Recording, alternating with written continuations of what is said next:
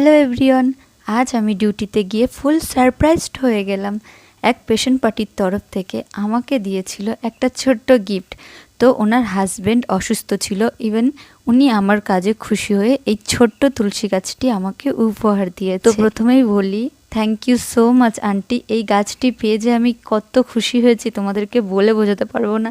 আমি শুধু বারবার এই গাছটাকে দেখছিলাম আর ভগবানের কাছে কামনা করি আঙ্কেল যেন খুব তাড়াতাড়ি সুস্থ হয়ে উঠে। দেখো গাছটা আমি এখন নিয়ে রুমে যাচ্ছি, আর আসার পথে সিকিউরিটি আঙ্কেল আমাকে দেখে বলল যে টপ আছে তো, কে দিল? আমি বললাম একটা আঙ্কেল উপহার দিল। তো বলছে ঠিক আছে চলো আমি দিয়ে আসছি বলে একটা আঙ্কেল আমাকে ওই টপ শুদ্ধ মাটি শুদ্ধ এসে গাছটা সেটিং করে দিয়ে গেল। আর তোমরা দেখতে পাচ্ছ এই আমি এখানেই পুজো করি, এটা আমার আলমারির ভিতরেই আমি ঠাকুরকে পুজো করি। প্রত্যেকদিন ডিউটিতে কুমকুম লাগিয়ে যাই, তো আমি পুজো করি দেখেই কিন্তু আন্টি আমাকে গাছটা উপহার দিয়েছে। আমি একটা মন্দির অর্ডার দিয়েছি, ওটা যখন আসবে আমি তোমাদেরকে খুব তাড়াতাড়ি শেয়ার করব।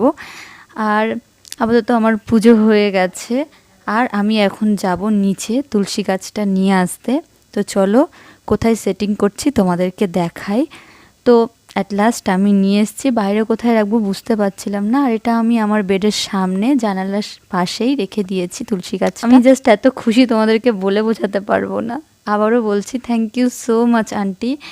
আর আঙ্কেলের জন্য তোমরা সবাই কামনা করো যেন আঙ্কেল খুব তাড়াতাড়ি সুস্থ হয়ে ওঠে। আর দেখো আমি কত হ্যাপি, আমার বেডের সামনে তুলসী গাছ। ওয়াও, আমি সকালবেলা করে উঠে জাস্ট তুলসী গাছটা দেখতে পারবো। Tata, bye bye.